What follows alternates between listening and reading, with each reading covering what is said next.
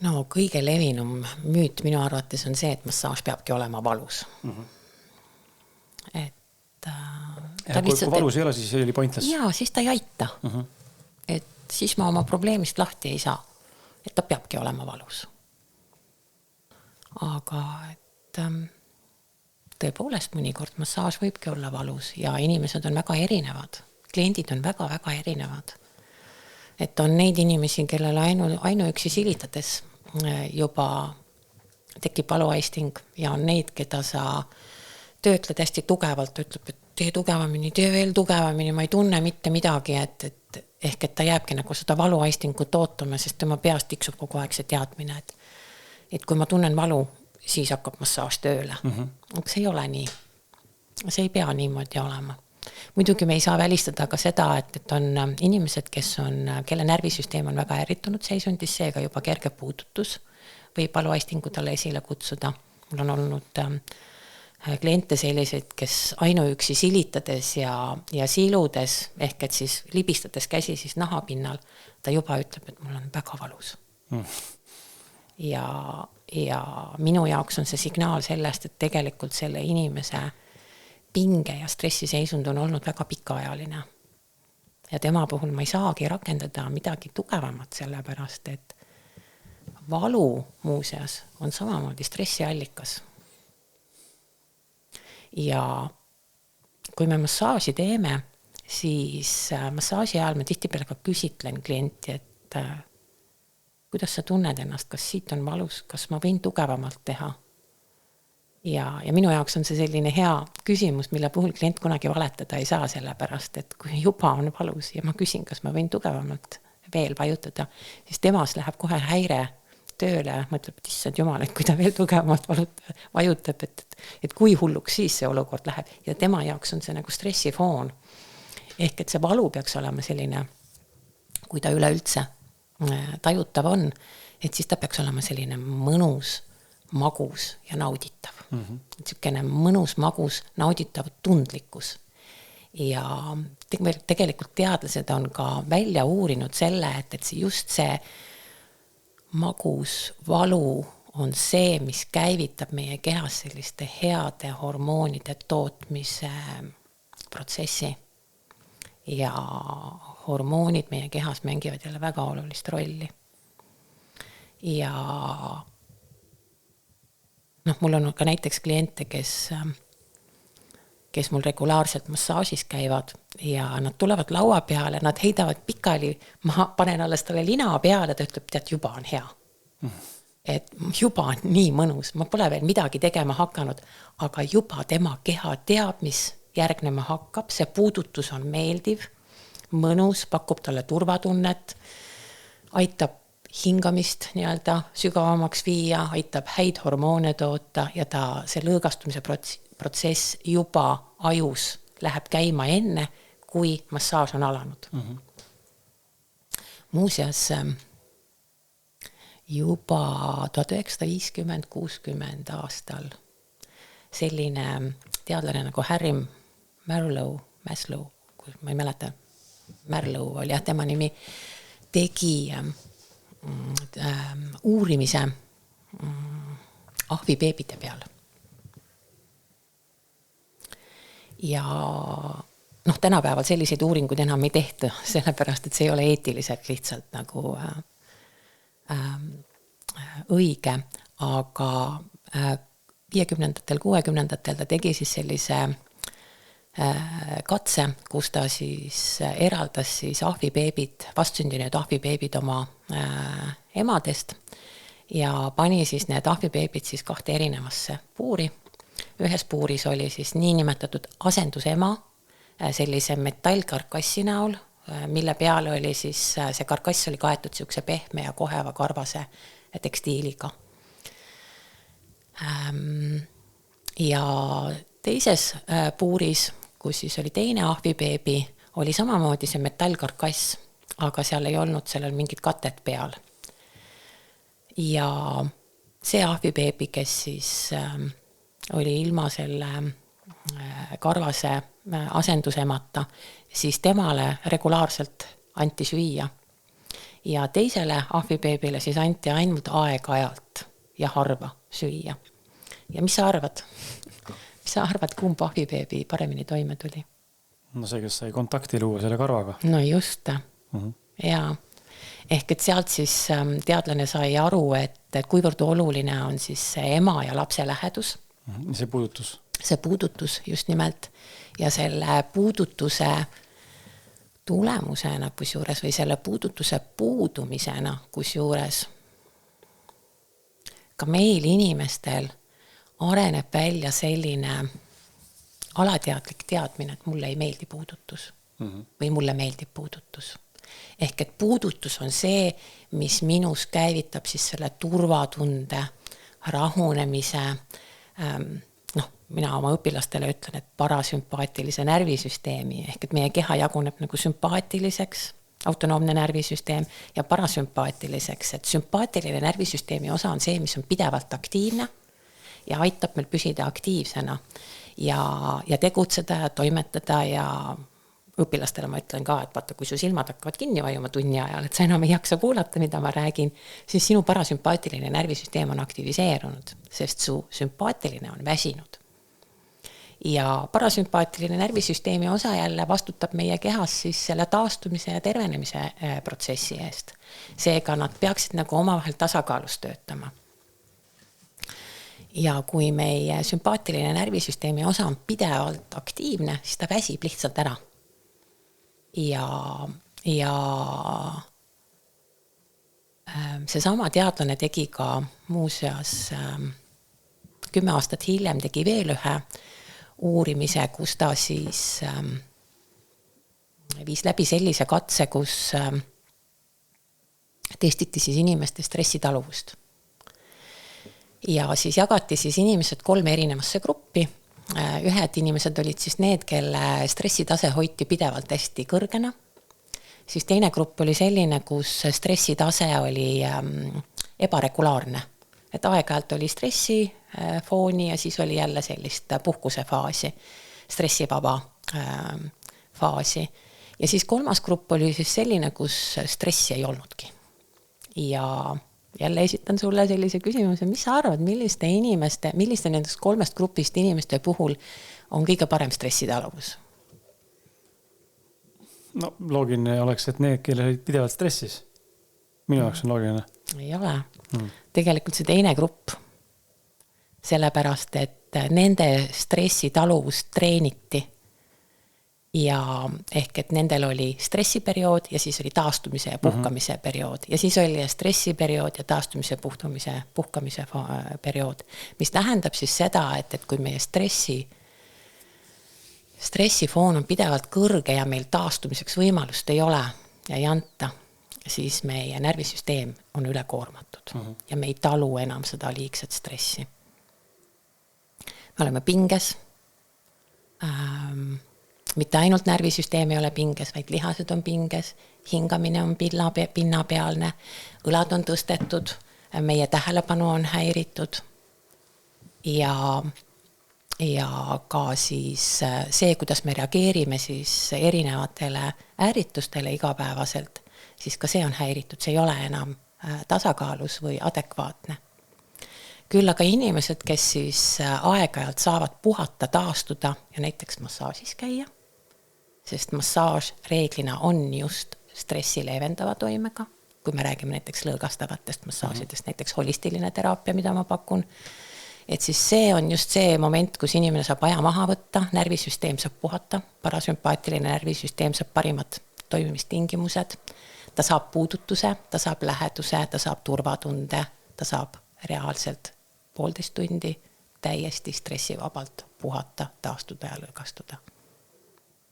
Ja sealt tekib siis see uus võimalus jälle edasi toimetada ja tegutseda, jälle minna oma igapäevategevuste juurde ja paremini taluda siis seda igapäevast stressifooni. Ja sellepärast ongi massaaž väga-väga oluline ja tihtipeale inimesed ei teadvusta seda, et kui nad käiks igapäevaselt, mitte igapäevaselt, vaid kas või, ütleme niimoodi regulaarselt massaažis, siis see regulaarne massaažis käimine tegelikult aitaks parendada nende stressitaluvust, aitaks toetada nende parasümpaatilist ja sümpaatilist närvisüsteemi ja jaksaksid palju kauem ja pikemalt toimetada, tegutseda, olla edukamad, aktiivsemad ja seepärast ma näiteks kliendid tihtipeale küsivad minu käest, et et kui tihti ma peaksin massaažis käima, et ma saaksin nagu parima tulemuse, siis ma arvan, et parima tulemuse saamiseks me kõigepealt peame analüüsima, et mida me konkreetselt massaažis teeme. Esiteks, et kas tegemist ongi sellise holistilise teraapiaga, on ju, holistilise massaažiteraapiaga, kus inimene 1,5 tunniks võtabki aja maha, taastub, mina tegelen tema kehaga, ta saab nautida seda kõike protsessi, minna nii-öelda massaažirännakule sõna otseses mõttes. Või siis tegemist on siis konkreetse diagnoositud haiguse seisundiga, kus me massaažiga siis aitame toetada siis inimese tervist. Muuseas, me ei ravi inimest massaažis, vaid me toetame inimest. Me aitame ka ravimassaažiga toetada tema tervenemise protsessi. Nii et isegi kui on tegemist massaažiteraapiaga ja ravimassaažiga, siis ravivad ainult arstid. Meie ei ravi, meie toetame. Ja ravimassaaži puhul siis sõltubki konkreetselt seisundist, kas tegemist on ägeda seisundiga, mille puhul massaaž on näidustatud, või siis alaägeda seisundiga. Me nimetame seda ka krooniliseks seisundiks, et kliendil on näiteks, kuidas ma ütlen, et selline alaäge seisund siis, ehk et tal on tema tööst tulenevalt on tal õlavööde on pinges ja see on olnud väga pikaajaline, see on olnud krooniline, et siis piisab sellest, kui ta käib üle nädala näiteks massaažis või 2 korda kuus massaažis, et seda seisundit hoida stabiilsena. Küll aga kui ta tahab, kui tal see seisund on väga äge, et nagu reaalselt tunneb, et need lihased on valusad ja nad vajavad toetamist ja lõõgastamist, siis ta alguses peaks käima tihedamalt selleks, et toimuks paranemise protsess. Aga näiteks igapäevaselt ei pruugi see teraapia, massaažiteraapia olla nagu tõhus, sellepärast, et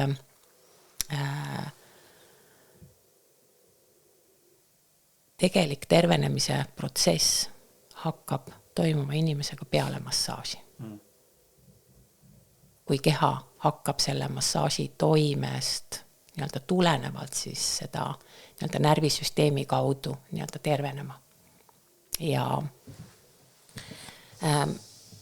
samas jälle ortopeedilises teraapias on seisundid, mille puhul soovitatakse käia iga päev, et kui tegemist on ägeda seisundiga, et siis ta peaks saama iga päev teraapiat, ta peaks käima seal 5-7 korda ja seejärel siis vaatame, mis siis edasi saab, et kas see konkreetne raviprotokoll, mis me talle siis valinud oleme, on tõhus või mitte ja siis me saame vaadata, kaardistada ümber, et võib-olla me peaks teise protokolli valima. Ehk et ortopeedilise teraapia puhul tihtipeale tulevad ägeda seisundiga inimesed minu juurde ja siis me peaksime teraapiat tegema üsna tihedalt, küll aga näiteks holistilise teraapia puhul või massaažiteraapia puhul siis piisab sellest, kui ta käib üle 2 nädala, üle nädala, sõltuvalt sellest, kui pinges tema lihased on. Ja kui me näiteks räägime müofastsiaalsest teraapiast, siis see on väga selline spetsiifiline ja keskendubki siis konkreetselt siis inimese rühi korrigeerimisele, selle fastsiapinge vähendamisele, lihaseid ümbritseva fastsiapinge vähendamisele, et peale teraapiat tegelikult inimese nii-öelda nahaalused fastsiad ja lihaste ümber olevad fastsiakihid on nii-öelda avatud ja peale seda teraapiat ei peaks üldse venitusi tegema või jõutrenni minema, sest see tõmbab selle keha tagasi jälle tüüsbalanssi, ehk et siis viib tagasi algseisundisse. Ja see 2 päeva puhkust, kus ta füüsilist koormust oma kehale ei paku, on vajalik selleks, et see fastia uuesti selle toonusele tagasi saaks ja lihased jälle stabiliseeruksid ja see uus olukord, mis me siis tema kehasse nagu loonud oleme, saaks nii-öelda siis stabiliseeruda. Ja tegelikult selle müofatsiaalse teraapia järgselt ma tihtipeale ka juhendan kliente, et millised on siis nüüd need lihasgrupid, mida oleks vaja tugevdada. Ehk et ainuüksi see, et mina temaga tööd teen või teda aitan, sellest ei piisa. Ma jagan talle konkreetseid juhiseid, annan talle konkreetseid nõuandeid sellest, et kuidas tema ise nüüd selle 3-4 nädala jooksul, kui ta kodus on, enne kui ta järgmine kord teraapiasse tuleb, mida ta tegema peaks. Sest et tihtipeale lihastega on siuksed 2 põhilist probleemi. Nad on kas nõrgad või on ülekoormatud. Nad on kas väsinud või ei saa piisavat koormust. Ja tavaliselt probleemid tekivadki sellest. Nii et kui massaaži tullakse, siis tihtipeale keskendutakse nendele lihastele, mis on üleväsinud, aga klient peab tegelema nende lihastega, mis on nõrgad. Et keha saaks tagasi oma tasakaalu. Sest kui me nendele nõrkadele lihastele koormust ei anna, siis meie keha on loodud niimoodi, et meil on ju 2 kehapoolt. Meil on vasak ja parem. Ja siis meil on eesmine ja tagumine. Ja meil on vasakul keha ja paremal kehapoolel on lihased, mis teevad koostööd, eks ole. Ja samamoodi on meil ees- ja tagalihased, mis teevad omavahel koostööd. Ja sisemised ja välised. Ja sisemised ja välised kusjuures, ja. Aga kui me mõtleme selle peale, et meie skelett, meie luud on keha passiivne osa, siis lihased on meie keha aktiivne osa. Ja lihased on need, mis liigutavad luid, skeletti. Ja lihased on need, mis aitavad säilitada skeletil oma õige asendi. Või siis sellest, kas need lihased on siis nõrgad või ülekoormatud, viivad keha tasakaalust välja. Ehk et tekitavad rühihäireid. Ja need rühihäired tekivad tihtipeale sundasendist, ebaproportsionaalsest treeningkoormusest näiteks, et treenitakse ainult õlavöödetega ja treenitakse ainult rinnalihasid, aga seljalihaseid ei masseerita. Ja kui nüüd, või ei treenita, ja kui nüüd minu juurde tuleb klient, kellel on õlad ette vajunud, siis minu jaoks on kohe esimene signaal on see, et miks siin ees on pinget rohkem kui taga. Et mida see inimene teeb igapäevaselt selleks, et see pinge on tõmmanud need õlad ettepoole, sest luud ise ära ei vaju. Lihased on need, mis tõmbavad luud oma asendist, õigest asendist välja. Aga mis mängib veel hästi olulist rolli on see, et üks asi on see asendi muutus, teine asi on ka see, et selle asendi muutusele järgneb valulikkus. Ehk et kui liiges on oma õigest asendist ära vajunud, siis see liiges hakkab kuluma, hakkab hõõrdumine toimuma vales kohas. Ja samamoodi ka need närvid, mis meie lihaste vahelt kulgevad, liigeste juurest mööduvad, et ka nendel närviteedel on oma kindel etteantud anatoomiline pikkus. Ja kui nüüd see liiges vajub paigast ära, siis ka see närv läheb nagu venitusse ja pingesse. Ja selle pikaajalise pinge tulemusena see närv võib muutuda põletikuliseks, selle ülekoormuse tulemusena. Need närviteede nii-öelda siis need närvide nii-öelda siis retseptorid siis annavad pidevalt seda ärritust. Ja meie inimesena siis tajume seda valuaistinguna. Me saame aru, et võt siin kuskil õlavöötmes mul on valus, midagi on muutunud, et see valu on tekkinud. Ehk et kusagil mingil põhjusel see närv on pinges, kas ta on siis sellest nii-öelda rühimuutusest pinges või on lihaspinges, sest need närvid kulgevad ka lihaste vahelt, eks ole. Ja kui nüüd seal see asendi muutus, rühi muutus, anatoomiline nii-öelda siis see muutus on aset leidnud, siis inimene hakkabki tundma esiteks seda ebamugavustunnet, pinget, rahutust, unekvaliteet on häiritud ja tihtipeale ka siis ta hakkab ennast alateadlikult nagu kangena tundma ja ta hakkab ennast nagu nii-öelda, kuidas ma ütlen, kuidas öeldakse, et inimesed nagu nihelevad. ja hakkavad ennast nagu kuidagi nagu alateadlikult venitama ja kuidagi väänama ennast ja kuidagi seda keha nagu liigutama, et tunda oma kehas ennast paremini. Ja see on tegelikult juba selline märk, kus inimene võiks mõelda selle peale, et midagi on kehas paigast ära nihkunud selles mõttes, et lihased on kas ülekoormatud, närvid on pinges, liigeste asend võib-olla ei ole enam nii, nagu ta anatoomiliselt peaks olema. Ja sellest tulenevalt siis enne, kui ta sellise tõsise probleemina endast peaks märku hakkama andma, peaks tegelikult minema massaaži. Ja laskma siis massööril oma lihastega tegeleda. Ja aidata siis neid lihaseid lõdvestada, venitada, nende anatoomilist pikkust taas jälle saavutada. Ja kui seda regulaarselt teha, siis ka inimene tunneb ennast oma kehas palju paremini. Ehk et see on nüüd see mõte,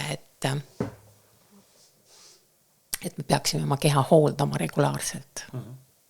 Selleks, et ennast oma kehas hästi tunda. Me oma autot ju hooldame iga päev, eks ole, või peseme teda ja teeme talle tehnilist ülevaatust, paneme uue õli, on ju seal, vahetame, võtame vana õli välja, kontrollime, et ta töötaks korralikult, aga oma keha me tihtipeale jätame täielikult hooletusse. Ja kui inimesed nagu regulaarselt massaažis käiks, siis see tegelikult ongi nagu siukene teadlik oma keha eest hoolitsemine või hoolduses käimine selleks, et ta võimalikult kaua ennast hästi tunneks ja me oma kehas ennast hästi tunneksime